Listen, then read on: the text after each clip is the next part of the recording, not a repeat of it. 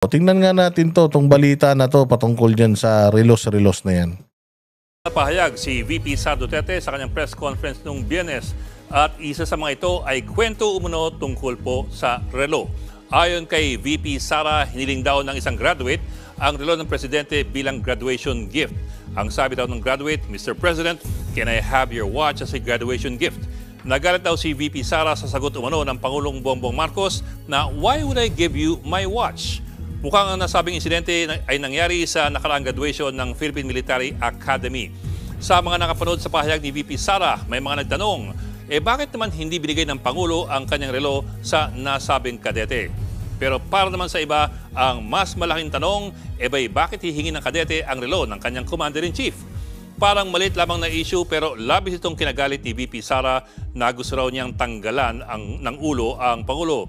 Nagtanong po kami sa mga opisyal ng AFP na graduate ng PMA kung merong gantong tradisyon sa PMA na baka lang hindi natin nalalaman.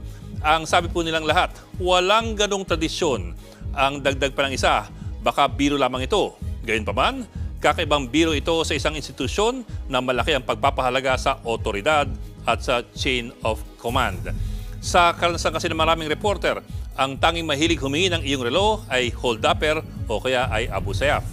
Pero kung tutusin kasi, ang ama ni VP Sara ay nahilig sa pagbibigay ng mga relo sa mga sundalo. Taong 2019, binigay ng Pangulong o ng dating Pangulong Duterte. Ayun, so hindi daw tradisyon yung paghingi ng relo. That is according to Ed Lingao. But marami din naman tayo na mga military personnel na mga nakakausap na sa kanila daw talaga symbolic yun. Symbolic daw yung paghingi ng relo at pagbibigay ng relo ng Commander-in-Chief sa kadete. O yun ang sinasabi nila. Meron pa nga silang elaboration kung ano yung meaning nun because time is ganito, is ganyan. Kaya importante daw sa kanila yun. And kung makikita mo, mga bossing, si PRRD nga is mahilig siyang magbigay ng relo. Bakit? Kung hindi naman pala tradisyon yan, ba't ginagawa ni PRRD yan? Trip lang niya. Ang trip ko, magbigay ako ng relo. Simbolo ng oras po yun sa pagtanaw para sa bayan. Yun ang sinasabi ni Derdnick. Well, anyways, sabi ko nga sa inyo, media yan, balita nila yan, bida sila dyan. So talagang dito mo makikita na bagamat marami naman nagsasabi na yes, it's really symbolic. Yes, nakakahiya na nahiyain mo yung kadete, and sigurado ako na a cadet will not ask for that kung hindi yun tradisyon. Style nyo bulok, syempre. Tayo na, sino mga tinanong mo? Mga taga-armed forces. Siyempre, takot lang ng armed forces. Pag nagsalita sila, baka tanggalin sila sa pwesto, pahirapan sila. Yun ang balita ng mga kapatid nating mga pulis bawal daw sila ng cellphone, pero pinipilit daw sila na i-like, i-share, i-follow or i-share at i-like yung mga Facebook post ng kanilang mga official Facebook na PNP Facebook. Tapos pag hindi mo daw ginawa, yari ka. At kung halimbawa ikaw naman ay nagbigay ng iyong magandang opinion or nag-opinion ka or nag-like ka, nag-heart ka sa mga post tungkol kay Pastor, pag nalaman nila, sigurado daw si Baka yun na sinasabi ng mga messages sa atin. Hindi ko alam kung totoo yan. Oo, pero hindi lang isang pulis na nag-message sa akin yan. Oo, madami pa. So, yun na nga lang yun mag-like at mag-share. Pag hindi ka nga nag-like, nag-share, yari ka minomonitor daw nila yung cellphone nila ito pa kaya. Siyempre ko ako, sino nagbigay ng na tradisyon yan? Sino nagsabi na tradisyon yan? Di ba? Siyempre lahat ng tatanong mo diyan, sabi hindi tradisyon niya. Wala namang ganyan sa amin. Di ba? Para yung sinabi ni Inday Sara, mawalan ng mawalan ng visa. Pero ito ang lagi niyong tatandaan mga bossing. Hindi naman sinasabi doon ni Inday Sara na it is a tradition eh. Ang sinasabi doon ni Inday Sara is yung paano niya pinahiya yung estudyante nung nanghingi sa kanya ng relos. Yun ang importante doon, Edlinggaw. Yun ang dapat pag-usapan natin. Yung manner nung pagsasabi ni BBM na bakit kita bibigyan ng relos? Hello? Hindi ba? So, my goodness. Talagang dito mo malalaman na yung mga media talaga may karga na. Duterte ang kanyang relo kay graduating cadet Alberto Hulakit dahil hiningi raw ito mula sa Pangulo. At nung Marawi Siege naman, binigay ni Pangulong Duterte ang kanyang relo sa isang sundalo. Ganon din ang ginawa niya sa pagbisita sa isang kampo sa Northern Samar noong taong 2018. Pero ang hindi po malinaw kung ano ang konteksto ng umunay paghingi ng kadete ng relo mula sa Pangulong Bongbong Marcos. So ito, pinalalabas pa nila na yung kadete kupal. Again we are talking about a PMA cadet. Putang ina. Hindi hihingi itong PMA cadet na to ng relos kung hindi ito big deal sa kanila. Siguro it's a test. Kung yung presidente, mahal ba talaga kaming mga sundalo? Oh, it's a test kasi kahiyaan na lang. The person asked for your the person will give his life to you. Oo, para pagtanggol ka at ang bayan natin, ide-dedicate niya yung buhay niya. Mano ba naman? Pagbigyan natin yung kahilingan niya, di ba? Baka sakaling mas ma-motivate siya. Bagay na ayon sa ilang PMA graduates na nakausap namin ay hindi nila iisiping gawin. Pero meron pang isa pang posibleng paliwanag ayon po sa isang retiradong opisyal ng Armed Forces of the Philippines.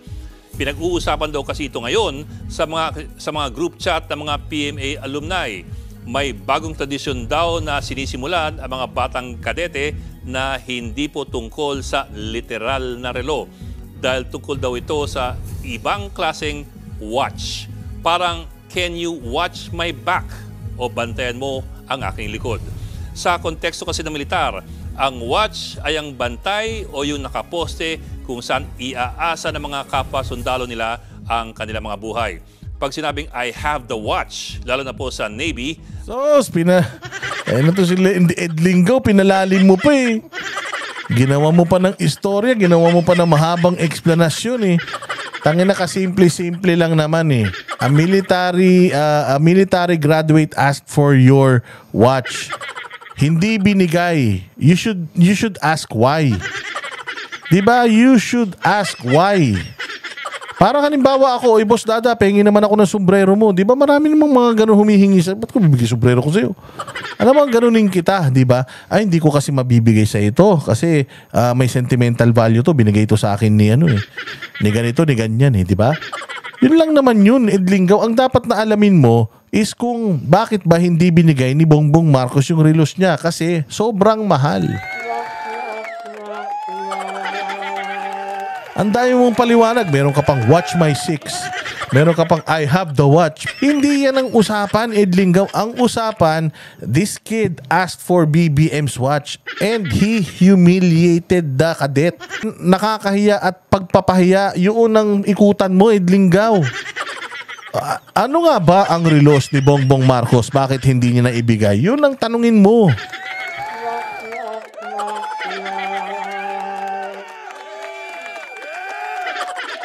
Napakadali lang naman eh. Ganito lang naman yan eh. The watch is too expensive or the watch is from his dad. He cannot just give it away. But BBM gave the person a watch. So everybody happy. Yun lang naman yun eh. Edlinggaw, ang tanong, bakit hindi binigay ni Bongbong yung relos niya? Yun lang. O tapos, kasi sobrang mahal. Yung susunod na tanong is, gaano kamahal? Ganun lang yun. Diba, hindi yung, bakit kita bibigyan ng relos? Sabihin ko kung ako sundalo, ba't kita ipagtatanggol? Style mo, bulok. Edlinggaw, parehas kayo. Oh, inano nyo pa, pinagtanggol nyo pa yung maling asal. Dapat, nasa na yung never again. Di ba ikaw galit na galit ka sa mga Marcos dati? Dahil mga diktador yan. Ayun. Pinagmamalaki mo pa, Edlinggaw, ha? Pinagtatanggol mo pa, ibang klase. Ang ibig pong sabihin yan, asahan mo na pagkakatiwalaan mo ako at hindi kita papabayaan. Ba't mo pinapaliwanag yung I have the watch, you watch my 6? Hindi nga yun ang binabalita mo. Ang binabalita mo, can I have your watch? O let's say for example, okay, walang tradisyon na ganun. Close na yun. Wala palang tradisyon na ganun. Naglambing lang talaga yung kadete. O at gigil na gigil si Inday. Bakit? Kasi nga pinahiya niya yung kadete na naglambing. Okay, naglambing yung kadete, pinahiya yung kadete. Bakit? Bakit niya kailangang ipahiya? Ba't niya hindi binigay yung relo? Kung si PRD naman, binibigay yung relo niya. O kasi nga yung relo niya sobrang mahal. O kung sobrang mahal, anong tatak niyan? Magkano ba yan? Di ba?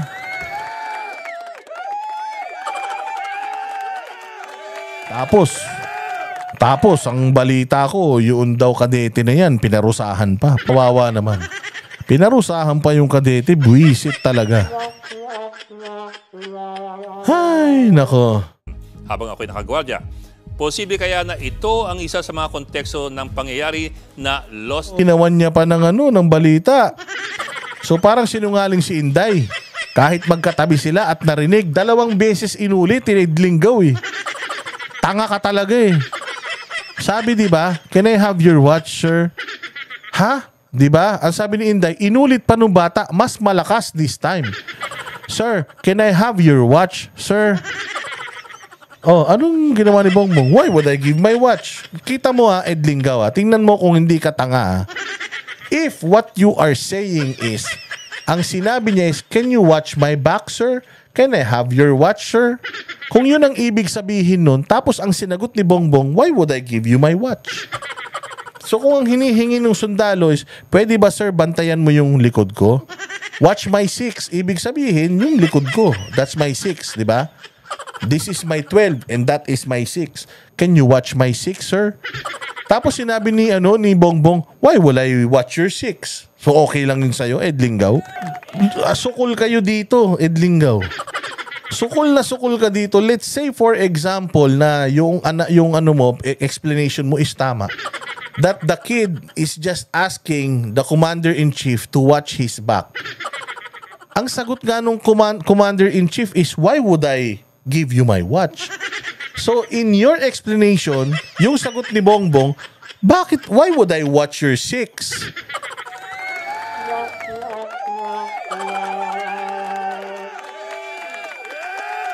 Imagine if the cadet asked him to watch his 6 and he declined it. Anong klaseng presidente mayroon tayo? So Edlinggaw, same thing. Whether it's a watch or it's my 6, ibig sabihin, kupal si Bongbong.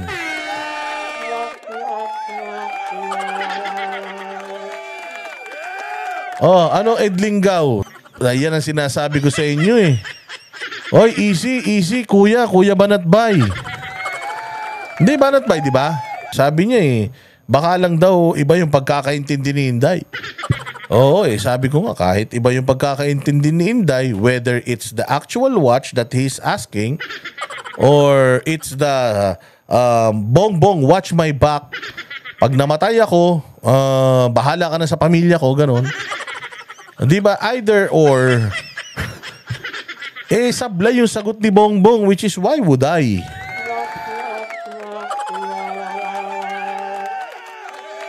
So ngayon, Edlinggaw, naipagtanggol mo ba yung amo mo? O hindi? Estado kayo dito.